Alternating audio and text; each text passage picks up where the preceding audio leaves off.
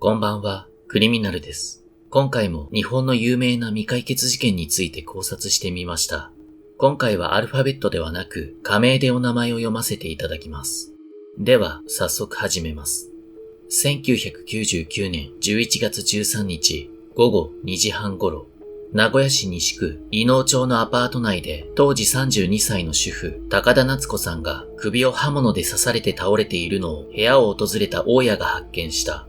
この時、玄関の鍵は開いていた。夏子さんはトレーナーにジーパン姿で廊下から居間にかけてうつ伏せの状態で倒れていた。夏子さんはすでに息絶えており、死因は右頸動脈切断による失血死。発見時、死後約2時間が経過していたとみられる。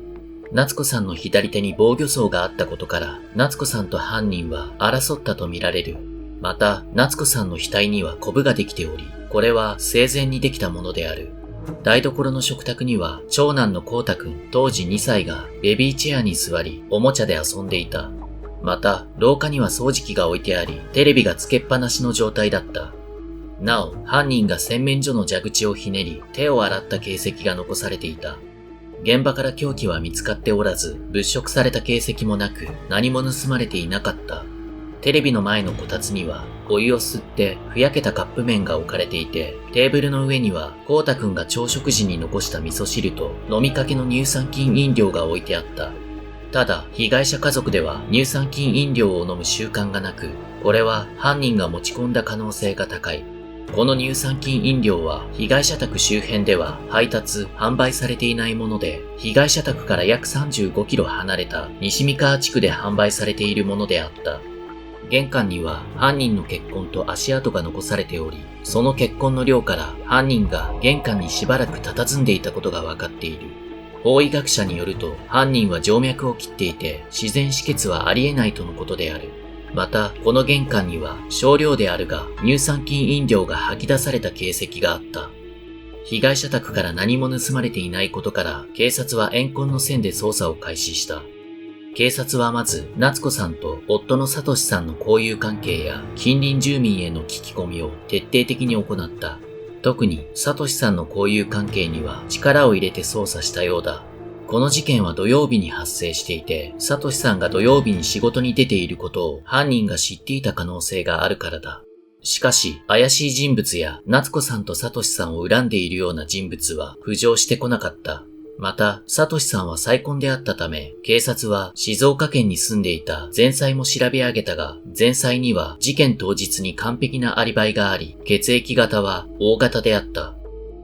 次に事件当日の流れ。11月13日午前9時頃、夫の聡さんが出勤。この日の仕事は名古屋市北区にあるタワーマンションに直行となっていたため、いつもより30分遅い9時の出勤となっていた。その際夏子さんはすでに病院に行く支度をしており、聡さんに息子の光太くんを病院に連れて行くことと図書館に本を返却しに行くことを伝えていた。また、この時聡さんは夏子さんが同じアパートの3階に住む友人の松井さんに電話をかけている姿を見ている。その際夏子さんは、これから出かけるんだけどキーはいるのかなと松井さんに話していた。実は夏子さんは購入したばかりの新車の側面を擦ってしまい、松井さんの夫に補修を頼んでいたのだ。ただ、松井さんの夫はまだ就寝中だったため、一旦電話は終えた。聡さんは自分が出かけた後、すぐに光太くんを病院に連れて行くものだと思っていたが、実際は11時頃に病院に行っている。午前9時半、部屋に宅配便がやってくるが不在。午前10時20分と10時40分。松井さんが電話をしたが、いずれも応答がなかった。午前11時10分、夏子さんが光太くんを連れて病院に姿を現す。この病院は自宅から自転車で5分ほどの距離のところにある。この午前9時から11時までの間、夏子さんと光太くんの姿を誰も見ていない。ここに空白の2時間が生じる。この2時間の間、夏子さんは何をしていたのか。病院が混雑していて、一旦家に引き上げたのだろうか。この空白の2時間については不明のままである。次に目撃証言。午前11時40分頃、同アパートの住民が駐車場で車の手入れをしていて、病院から帰宅した夏子さんと光太くんの姿を目撃。なお、この住民は正午まで車の手入れをしていたが、不審者は見ていないという。正午から午後1時までの間、捜査本部はこの時間帯を犯行時刻と見ている。正午から午後1時までの間、他の住民が夏子さんの部屋からドスンという大きな音を聞き、その直後階段を駆け下りる音も聞いている。午後2時半頃、大家が柿を差し入れようと被害者の部屋を訪れたが応答がなかった。玄関のドアが無施錠であったため部屋の中に入ったところ倒れていた夏子さんを発見した。その他にも目撃証言があり、午後12時15分に伊能公園付近で、さらにその5分後、12時20分頃に聖徳寺付近で不審な中年女の目撃情報が寄せられている。目撃情報には共通点があり、それは女が左手を押さえながら小走りで移動するというもの。服装に関しては上下とも黒っぽい服装というものと、上はピンク色のセーターらしきもので、下は黒っぽいズボンという2種類の証言が存在する。また、事件後、こんな出来事があった。サトシさん曰く、息子のコウタくんが4歳の時に、犯人はコンビニのおばちゃんと突然言ったという。驚いたサトシさんは直ちにこのことを警察に知らせた。警察はカウンセラーを動員し、コウタくんの発言の真意を探ろうとしたが、それが確かな記憶かどうかはわからなかった。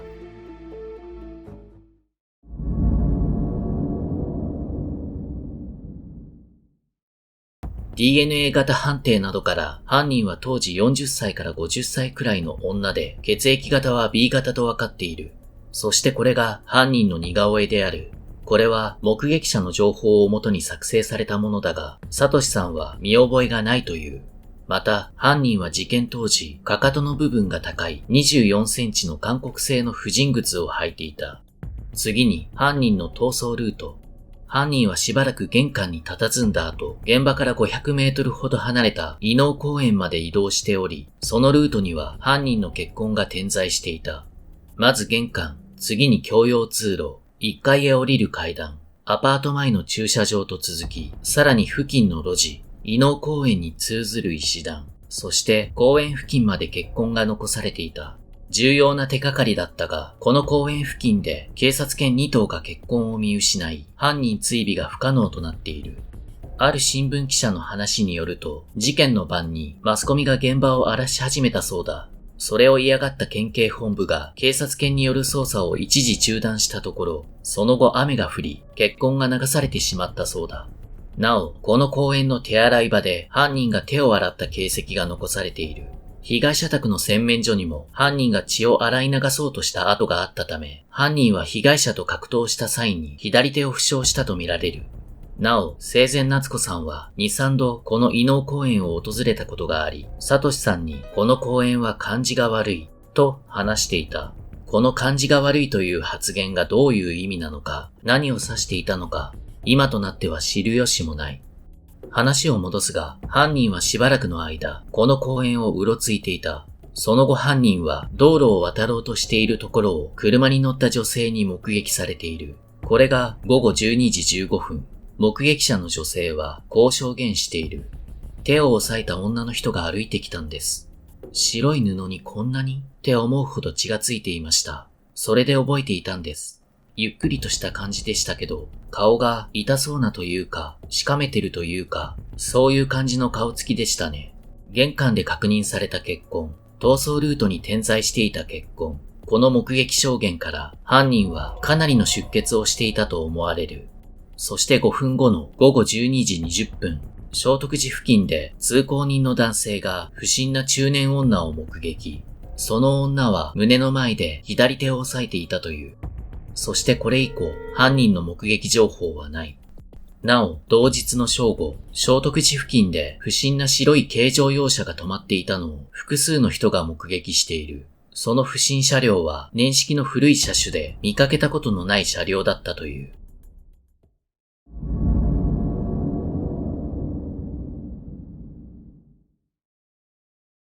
夏子さんの両親は中学生の頃に離婚していて、夏子さんと妹は母の手一つで育てられた。夏子さんは名古屋市内の商業高校を卒業後に就職。数年働いた後、歯科医の助手を経て不動産会社へ転職し、そこでサトシさんと出会った。二人は1995年7月7日に入籍し、夏子さんは寿退社。その後、事件現場となった西区のアパートへ移り住んだ。サトシさん曰く、夏子さんはとにかく主婦業が好きだったとのこと。二人は幸せに暮らしていたが、新婚生活が始まっておよそ1年が経った頃、ある出来事が起きた。夏子さんの母親が薬事法違反容疑で逮捕されてしまったのだ。報道によると、当時名古屋市内に住んでいた夏子さんの母親は、健康食品会社の販売員として、癌に効くなどと薬効を謳い、無許可の清涼飲料水20本余りを販売していたという。このことについて、夏子さんから何も報告がなく、サトシさんが問い詰めたところ、その場で泣き崩れたという。ただ、夏子さんの母親は不起訴処分になり、数日で留置場から出てきた。その後、夏子さんの母親は名古屋に居づらくなり、夏子さんの重慶がいる北海道へ移り住んだ。以来夏子さんは毎年夏になると北海道に短期滞在するようになり、息子の光太くんもそこで生まれた。それから3年後の1999年、夏子さんの母親は北海道から名古屋に戻ってきた。そして夏子さんは翌年の春に母親と同居する予定で35年ローンで新築マンションを購入した。またこんなことがあった。2016年2月半ばにフジテレビで放送された番組で夏子さんのネガティブな面ばかりが強調された偏向報道がなされた。この放送により被害者である夏子さんに悪いイメージがついてしまい、ネットには誹謗中傷コメントが書き込まれた。この放送に対し夏子さんのご親族が抗議し、フジテレビは謝罪した。夏子さんのご友人は、夏子さんはいつもキラキラして背筋がまっすぐで胸を張って歩いている。凛としていて不平不満がほとんどない。ひょっとしたら苦しい時もそんなイメージを作ってきたのかもしれません。彼女には他人に見せたい自分があったのかな、と話している。また、夏子さんの会社員時代の同僚は、頑張り屋で情に熱い、何か悩み事があると聞いてくれて、職場でも慕われていて、上司に好かれやすかった。夏子さんの後輩は、夏子さんは恨まれるような人ではありません。ママ友やご近所とも仲が良かったし、誰かとトラブルを起こしたという話は聞いたことがない、と断言している。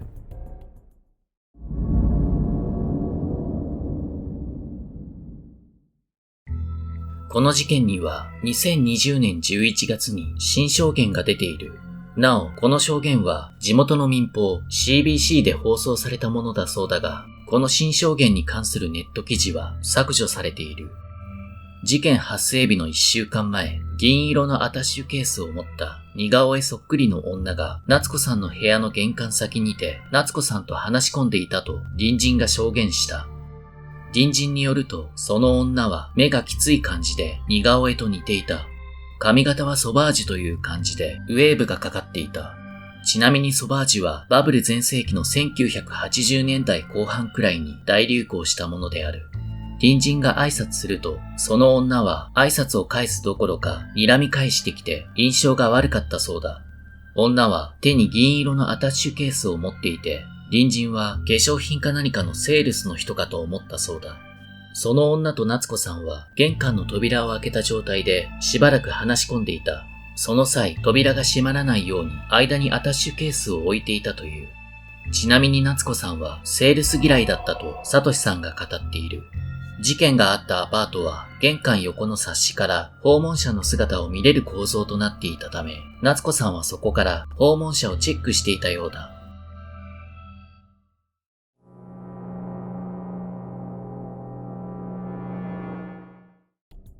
警察は怨恨の線から捜査に入りましたが、不審な人物は一切現れませんでした。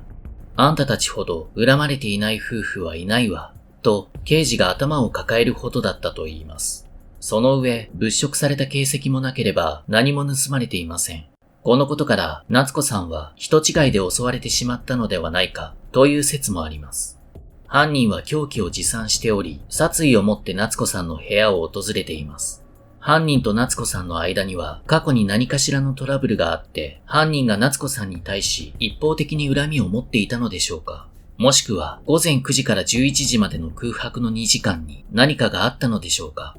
推測ですが、夏子さんは事件の日、鍵をかけ忘れた状態で掃除機をかけていた。サトシさんによると、夏子さんは用心深い方でしたが、100回に5回くらいの割合で鍵のかけ忘れがあったとのことです。もしくは宅配便の不在票が入っていたので、インターホンが鳴った時、それが配送業者だと思い込み、訪問者を確認せずにドアを開けてしまった。どちらかのケースで犯人に部屋に侵入され、まず額を殴打された。そして犯人と夏子さんは廊下で格闘し、犯人はその際に左手を負傷。その後、犯人が夏子さんに覆いかぶさるように倒れ、その際に夏子さんの首に凶器が突き刺さった。という流れではないでしょうか。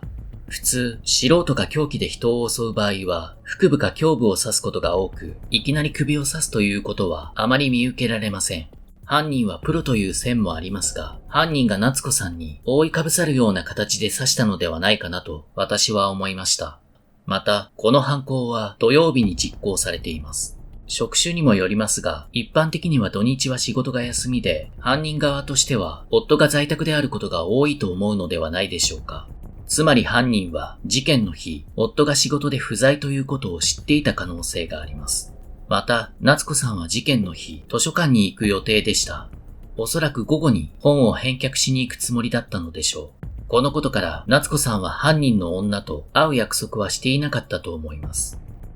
ここで、怨恨と通り魔の2つで考察してみます。動機が怨恨の場合、犯人はもともと夏子さんのことを何らかの理由で恨んでいた女で、空白の2時間にどこかで夏子さんと接触した。夏子さんはその女に恨まれているとは全く感じていなかった。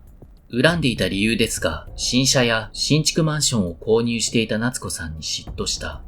夏子さんが気づかぬうちに、その女に恨まれるような発言をしてしまっていた。空白の2時間において犯人と夏子さんの間にトラブルが生じていた。もしくは母親の一件で不利益を被った女が娘である夏子さんにも憎しみを抱いていたといったところでしょうか。犯人が通り魔の場合、もはや動機はないようなものです。ただ人に危害を加えたかった、むしゃくしゃしていたといった理由から夏子さんを襲ったということになります。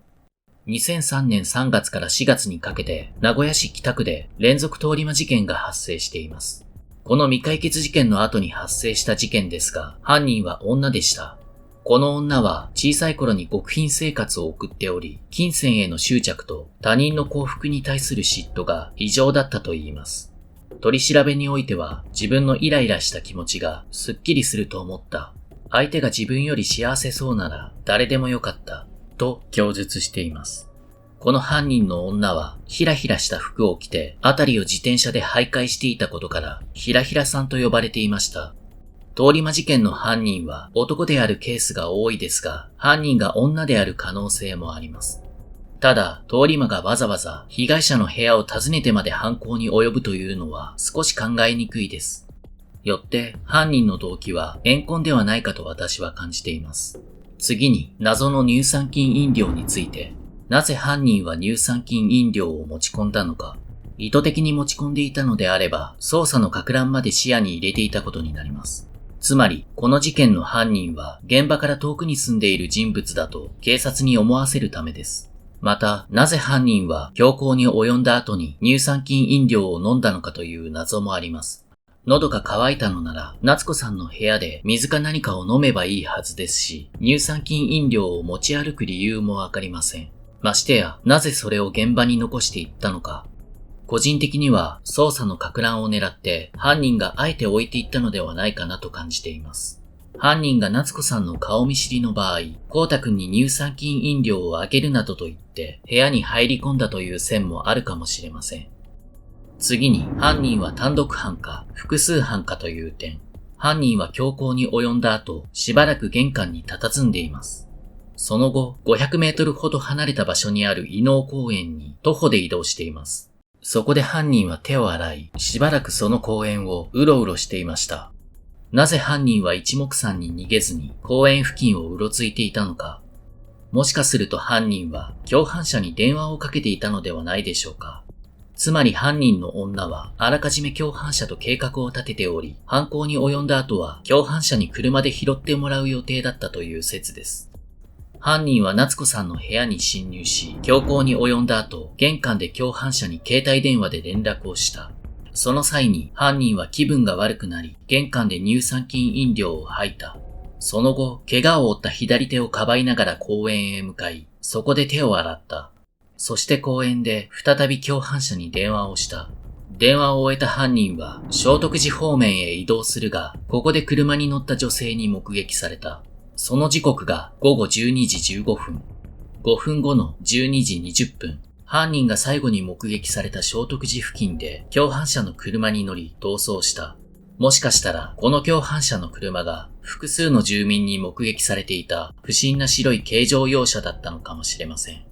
犯人が単独犯で最後に目撃された場所付近、例えば団地に住んでいたという可能性も考えられますが、そうなると伊能公園でうろうろしていた理由がわかりません。近くに住居があるのに公園をうろついて誰かに見られるというリスクを冒さないと思います。ましてや犯人は左手を負傷しており止血できていない状態です。これらのことを考慮すると共犯者がいたという線も捨てきれないかと思います。また、2020年11月に出た新証言ですが、このアタッシュケースを持った女が何者だったのかは一切の不明です。似顔絵の女によく似ていたとのことですが、事件からだいぶ経った後の証言なので、角度は低いのかもしれません。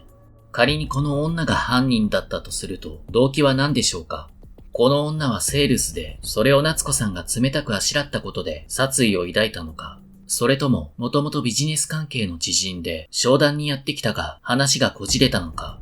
ただ、この女が部屋を訪問したのは、事件の1週間前です。ここで何かトラブルが発生していたら、夏子さんは夫であるサトシさんに、そのことを話すのではないでしょうか。しかし、そのトラブルが母親の件に関することだったとすると、サトシさんに話すこともなかったのかもしれません。夏子さんの母親が薬事法違反容疑で逮捕されてしまった際、夏子さんは言いづらかったのか、サトシさんが問い詰めるまでそのことを黙っていました。仮にアタッシュケースを持った女が母親の一件で不利益を被った女だったとすると、夏子さんはもう迷惑をかけたくないという思いからトラブルが発生していても自分だけで解決しようと決め、サトシさんに話をしなかったということも考えられます。あんたたちほど恨まれていない夫婦はいないわ。と、刑事が頭を抱えるほどだったと言いますから、動機が怨恨だとすると、どうも母親の件が絡んでいるのではないかなと感じてしまいます。怨恨の内容が他の理由だとすると、犯人側が一方的に夏子さんを恨んでいて、夏子さんはそれに全く気づいていなかったように思います。私の考察をまとめると、犯人の動機は怨恨で、夏子さんか夏子さんの母親と顔見知りで、ある程度土地勘がある女。犯人には共犯者がいて、聖徳寺付近に停めていた車に乗り込み、逃走した。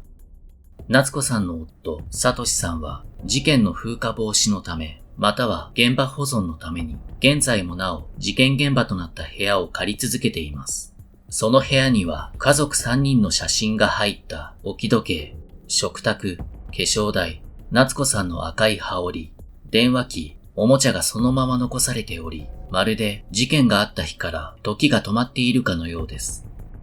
最後になりますが、夏子さんのご冥福をお祈りするとともに、一刻も早い事件解決を望みます。